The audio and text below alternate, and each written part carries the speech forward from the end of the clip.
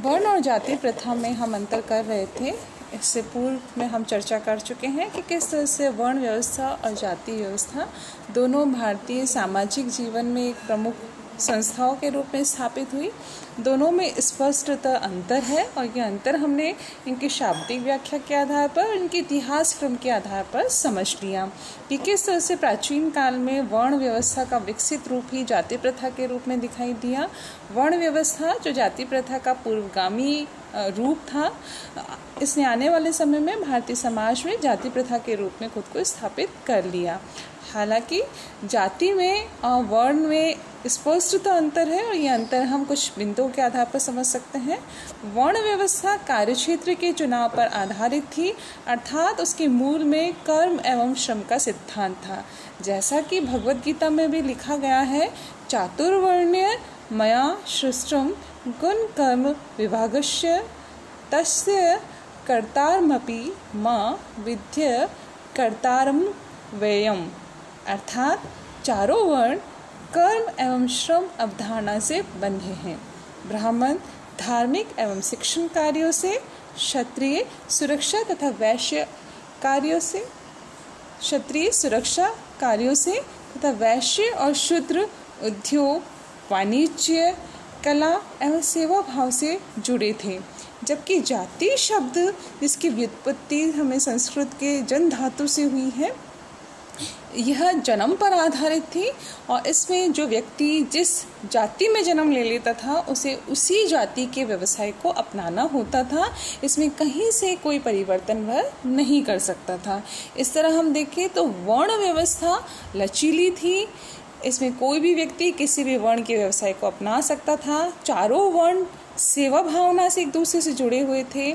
चारों वर्ण समाज में एक दूसरे की आवश्यकता मानते थे और चारों एक दूसरे की आवश्यकताओं के अनुसार ही अपने कार्यों का संपादन करते थे। जबकि जाति व्यवस्था जो जातिगत समूह में जुड़ी हुई थी, उसका संबंध अपने जातिगत व्यवसायों से था। यह अपने जाति से बाहर जाकर कोई भी कार्य नहीं कर सकती थी।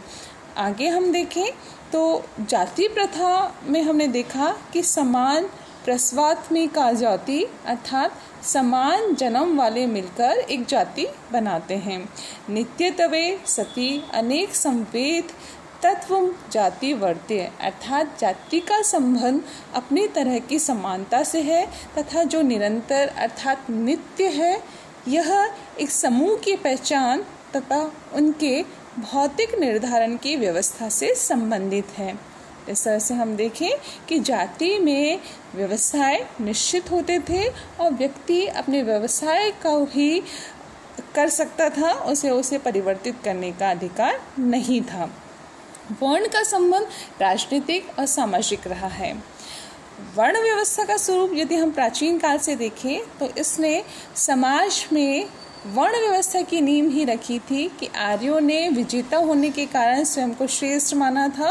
और राजनीतिक व्यवस्था में हम देखें तो बड़े सोपान पर हमें ब्राह्मण और क्षत्रिय दिखाई देते हैं। राजनीतिक दृष्टि से भी ब्राह्मणों ने और क्षत्रियों ने समाज में सर्वश्रेष्ठता प्राप्त कर रखी थी। और सामाजिक दृष्टि से देखें तो इसके आधार पर समाज का स्पष्ट विभाजन हमें दिखाई देता है। जबकि जातीय व्यवसाय परंपरागत पेशे और विशिष्ट सामाजिक रीति रिवाजों व विश्वासों से जुड़ी थी। यह आर्थिक और सामाजिक व्यवस्था से संबंध रखती थी। अर्थात जाति प्रथा में हम देखें तो इसका स्वरूप समाज से संबंधित था, आर्थिक कार्यों से संबंधित था। इसमें राजनीति का कहीं से कोई समावेश नहीं था। इसी तरह हम देखें तो वर्ण व्यवस्था में शिथिलता थी। यह कर्म और श्रम से जुड़ी होने पर गतिशील थी।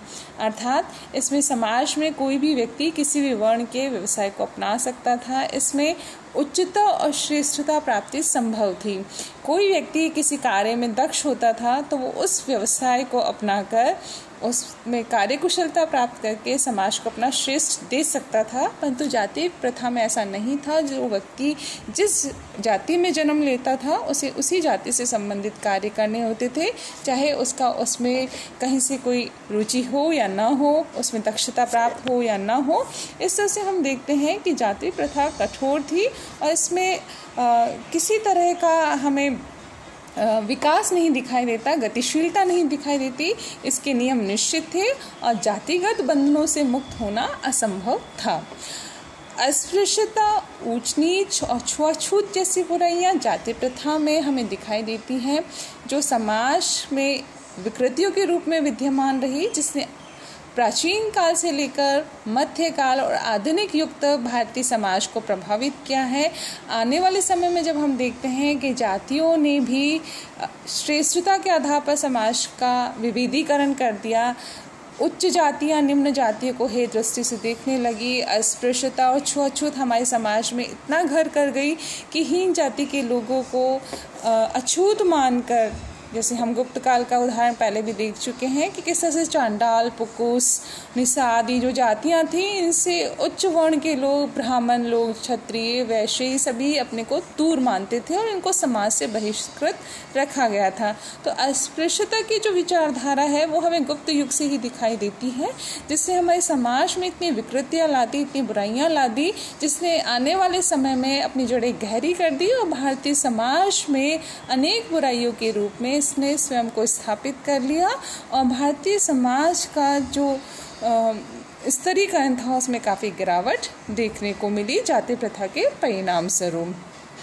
चूँकि वर्ण व्यवस्था में सामाजिक स्तरीकरण श्रेष्ठता के कारण होने से इसमें सामाजिक बुराइयां कम थीं, उनको कहीं से प्रवेश नहीं मिल पाता था, तो समाज में वर्ण व्यवस्था एक स्वस्थ परंपरा के रूप में हमें दिखाई देती है, जबकि जाति प्रथा में अनेक बुराइयां आ गई थी और इन बुराइयों के कारण समाज में कहीं ना कहीं प्रतिस्पर्धा की भावना, ऊंच नीच की भावना, छुआछूत की भावना हमें दिखाई देती है, जो हमारे समाज को लगातार विकृत करती जा रही थी। भारतीय समाज में बुराइयां आती जा रही थी, जिससे विदेशियों को भी अपनी संस्कृति को भारत में स्थापित करने का अवसर मिल गया। मध्यकाल की यदि हम चर्चा करें तो मध्यकाल में जाति प्रथा ने अपने आप को और भी अधिक कठोर कर लिया था, जाति के बंधन और भी मजबूत हो गए थे।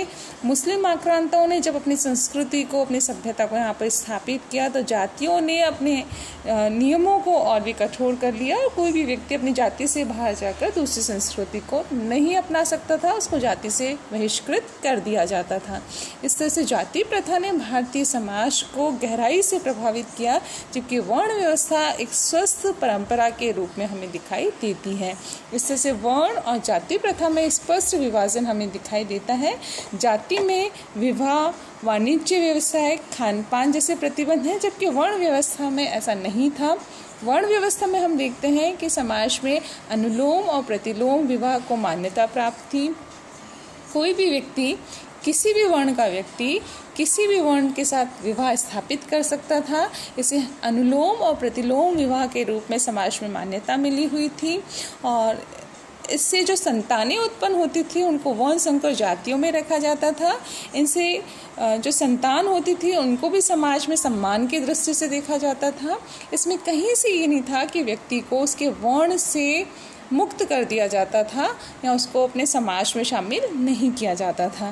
परंतु जाति प्रथा में ऐसा था कि जाति से बाहर यदि व्यक्ति विवाह करता है तो उसको जाति से बहिष्कृत होना पड़ता था। इसी तरह वाणिज्य, व्यवसाय, खान पान की बात यदि हम करें तो हर जाति का एक निश्चित व्यवसाय था जिसे उसको करना होता था। खान पान में जातियों को लेकर बहुत ही कठोर नियम थे, प्रतिबंध थे जिसको उसको मानना होता था। इस तरह से वर्ण व्यवस्था भारतीय समाज की एक लचीली व्यवस्था थी। इसने भारतीय समाज को स्थापित करने में महत्वपूर्ण भूमिका निभाई। जाति प्रथा भी प्रारंभ में लचीली थी, स्वस्थ थी, परंतु आने वाले समय में हमारे समाज शास्त्रियों ने, समाज के निर्माताओं ने जब जाति प्रथा को अधिक जटिलता से लिया तो समाज का स्वरूप विकृत होने लगा और स्पष्टतः समाज में विभाजन हमें दिखाई दिया, जिसके कारण समाज में अनेक बुराइयां प्रवेश कर गई और अनेक दोष आ जाने से जाति प्रथा भारतीय समाज में एक विभेदीकरण के रूप में हमें दिखाई देती है।